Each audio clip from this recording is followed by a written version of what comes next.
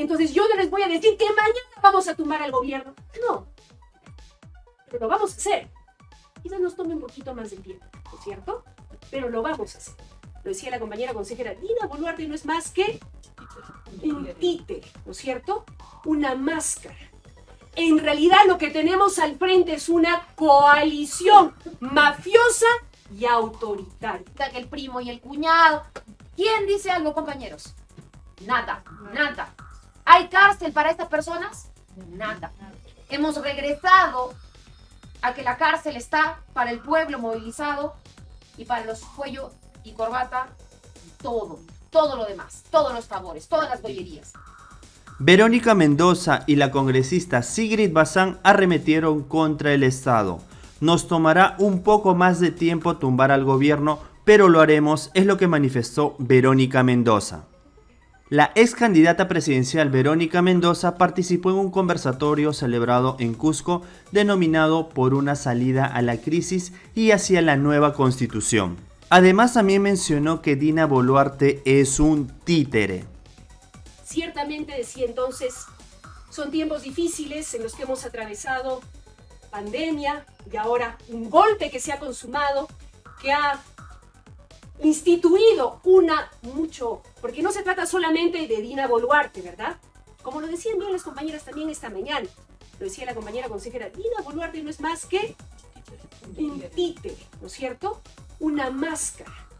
En realidad lo que tenemos al frente es una coalición mafiosa y autoritaria. ¿Quiénes integran esa coalición? ¿No es cierto? Cuyo títere, cuya máscara, cuya cara apenas es Dina Boluarte. ¿Quiénes, compañeras y compañeros? Así es, la ultraderecha en el Congreso. ¿No es cierto? Liderada por el fujimorismo, Avanza País, seguramente de eso Sigrid nos podrá contar un poquito más. Una ultraderecha atornillada en el Congreso que desde ahí está instaurando una dictadura parlamentaria, ¿no es cierto?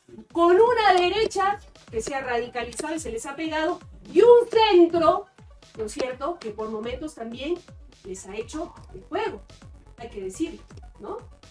Entonces, ultraderecha parlamentaria, poder económico también, grandes grupos empresariales que hoy no dan la cara, pero que se sienten muy contentos con esta situación, ¿no es cierto? Porque ya nadie habla de los millones que se roban, porque ya nadie cuestiona sus negociados, sus arreglos bajo la mesa, ¿no es cierto? Y qué casualidad, se dan cuenta ahora, a pesar de la grave crisis que estamos viviendo, no se dispara el dólar. No amenazan los inversionistas con irse del país, ¿no es cierto? Como hacían con el gobierno de Pedro Castillo desde el primer día. Ahora, calladitos, parece que se sienten muy cómodos con esta situación. Poder económico, ¿no es cierto? Entonces, la ultraderecha principalmente afincada en el Parlamento, pero también poder mediático. Ese maldito oligopolio concentrado principalmente en Lima, que hace y deshace con la verdad, o mejor dicho, convierte la verdad en mentira y la mentira en verdad, ¿no es cierto? Porque tiene también sus propias convicciones, ¿no es cierto? Sus convicciones, entre comillas, conservadoras, autoritarias, mafiosas, ¿no es cierto? Pero también porque reciben su billete, sus intereses, defienden sus propios intereses, ¿no es cierto? ¿Quién más, compañeras y compañeros? Otro gran poder, el poder policial y militar, ¿no es cierto? Que como nunca con el gobierno, entre comillas, de Dina Boluarte han tenido un protagonismo político inusitado, ¿no es cierto? Las que, en teoría, incluso con esta constitución, no tienen carácter deliberante y no deben involucrarse en política, hoy como nunca han estado incluso dando la cara, haciendo conferencias de prensa, terruqueando a quienes nos movilizábamos.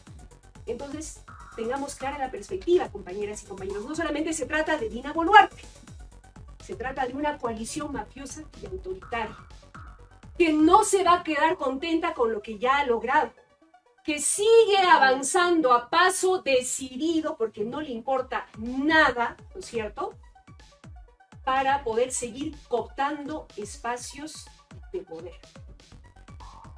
Y sin embargo, hermanas y hermanos, dicho esto, de ninguna manera debemos sentirnos derrotados y derrotadas.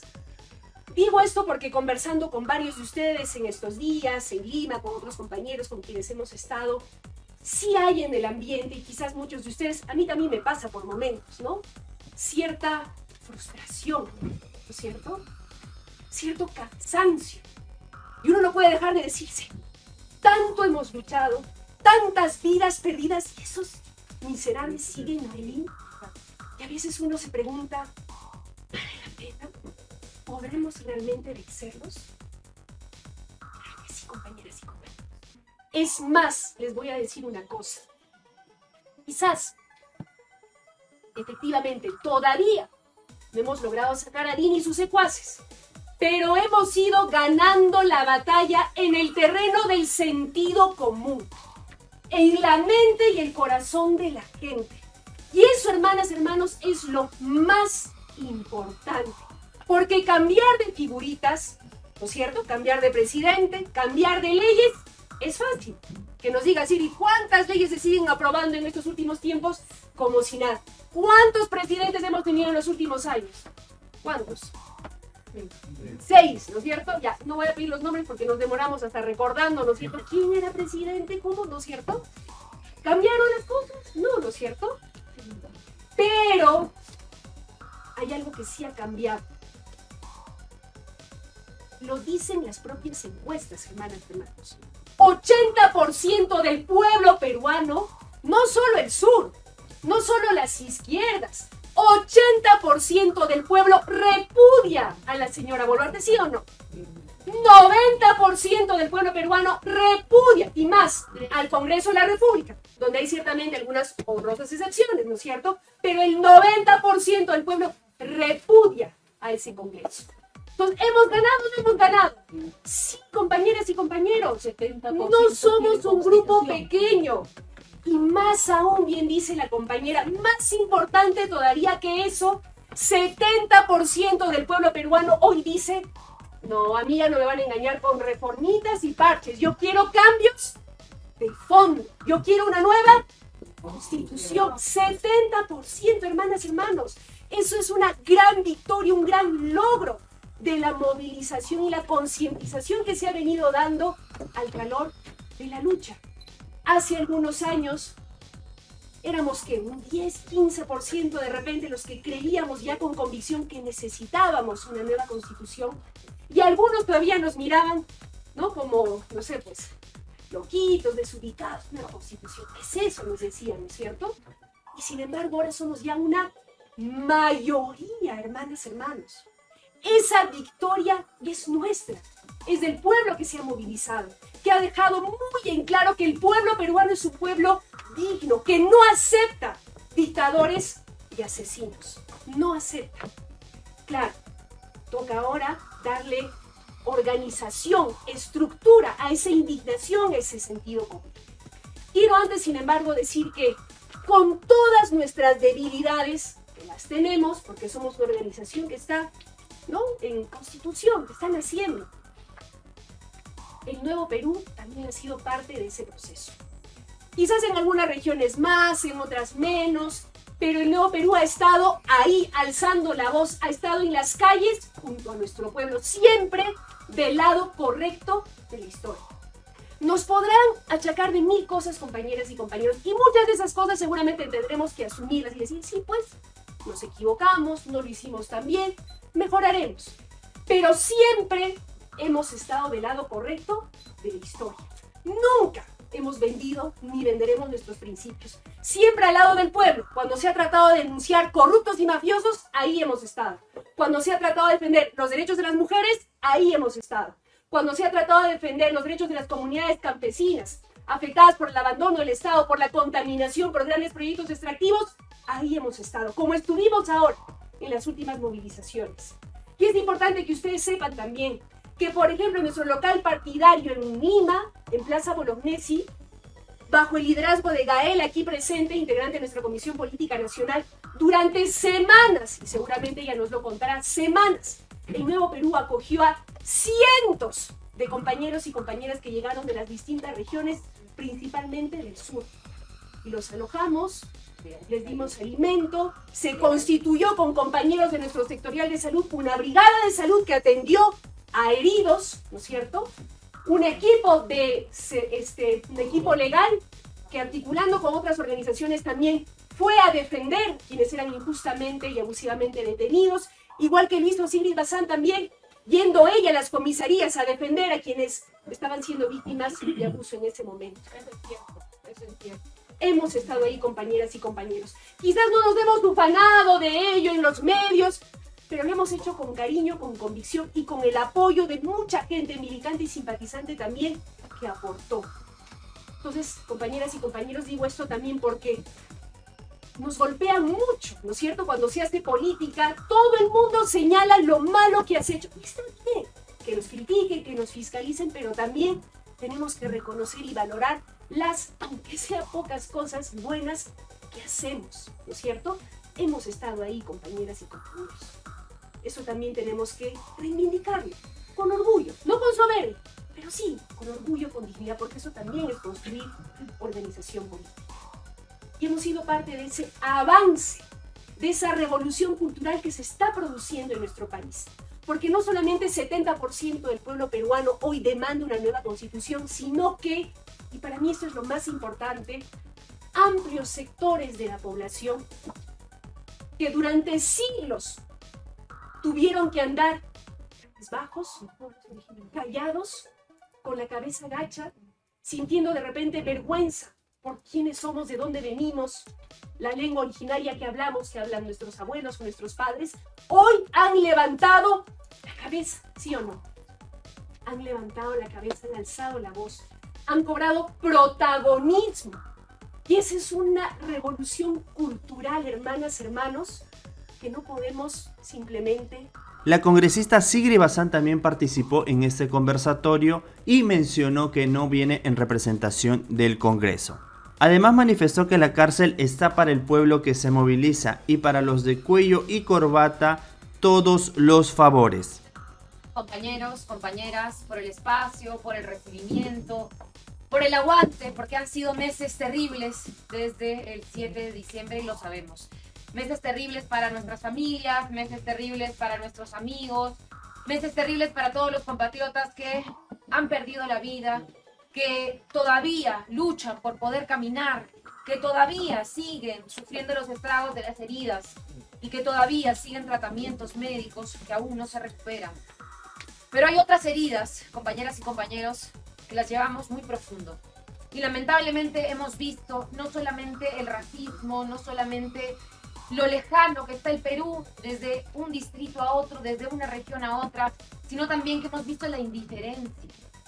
Quien les habla, además de ser congresista, y creo que el título que siempre he preferido es el de compañera, porque el cargo es pasajero, nosotros somos aves de paso, no necesitamos un cargo para entrar a un partido político, para militar, para luchar por nuestros ideales en la profesión que sea uno periodista, sea uno ingeniero, sea uno arquitecto, sea uno maestro. Cuando uno tiene una convicción, lucha por esa convicción y tiene sus ideas claras.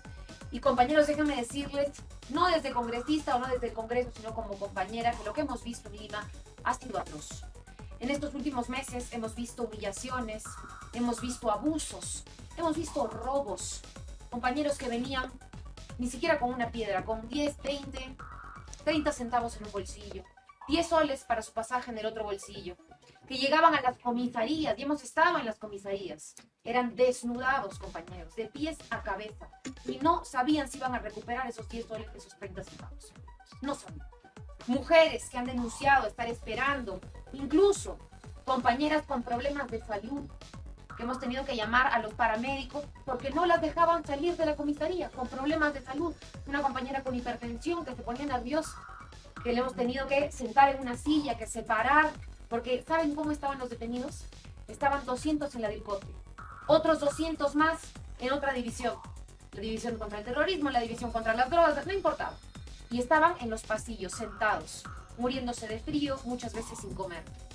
Ahí estaba la compañera Gael, ahí estaban los compañeros de Nuevo Perú en Lima, dándoles alimento, coordinando con las ollas comunes, dándoles un local, un lugar, un techo para cuando sean liberados, porque ¿cuántos detenidos hubo? ¿Cuántos detenidos hubo? 400 detenidos un día, 200 detenidos otro día. ¿Y cuántos siguieron detenidos, compañeros? Ninguno. Se humilló a estas compañeras y a estos compañeros por horas, incluso por días, para luego decir, no hay pruebas, váyanse a su casa, a ver si encuentran lo que les sacamos.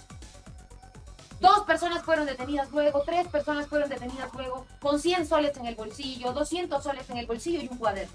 ¿Qué decía el cuaderno? Curar las heridas, 50 soles. Comprar el alcohol, 60 soles.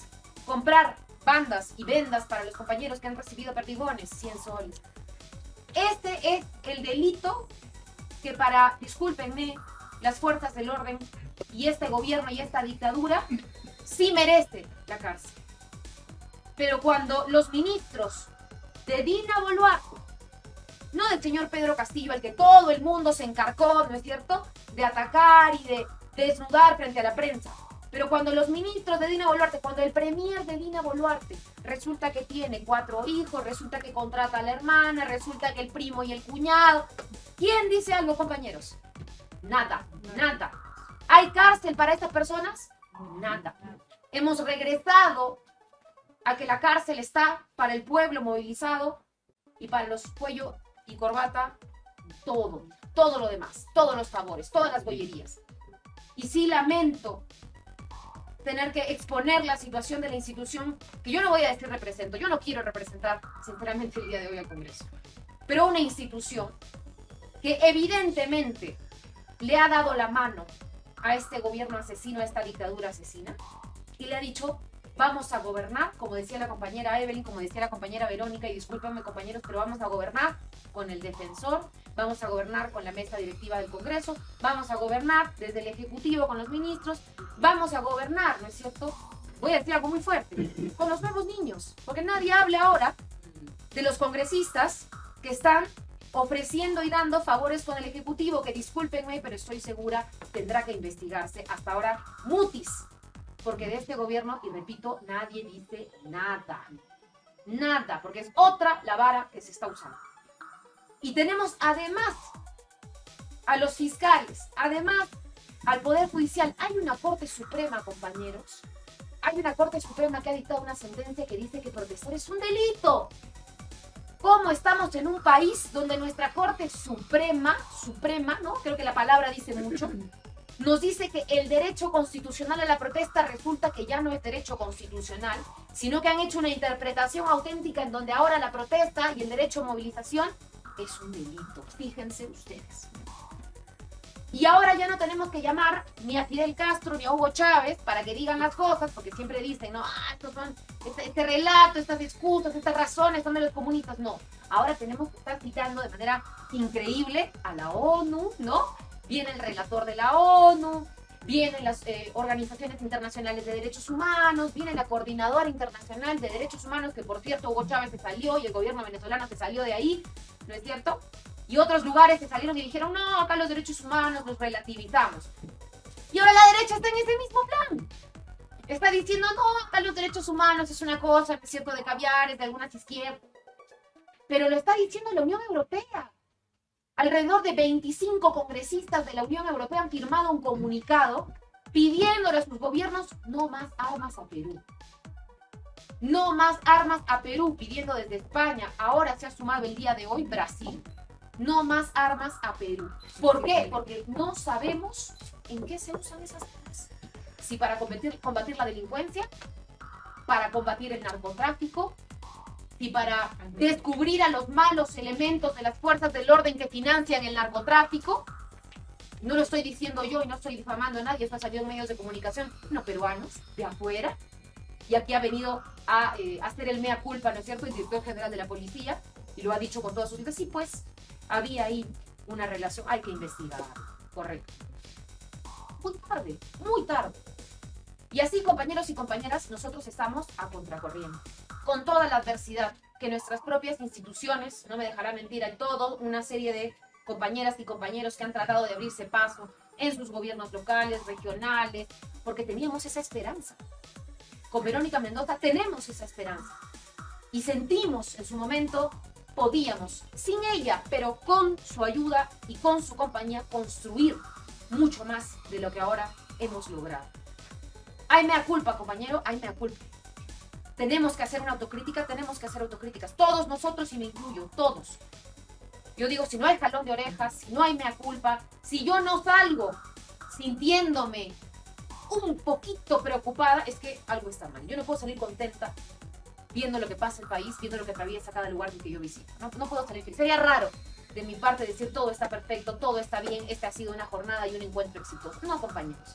Cada testimonio que uno recoge cuando realmente hace su trabajo en la calle, cuando realmente visita las zonas que otros congresistas no van, es atroz. Y lamentablemente estas no pueden ser preocupaciones que sean asumidas a título individual. Estas preocupaciones tienen solución. Y la única solución es colectiva.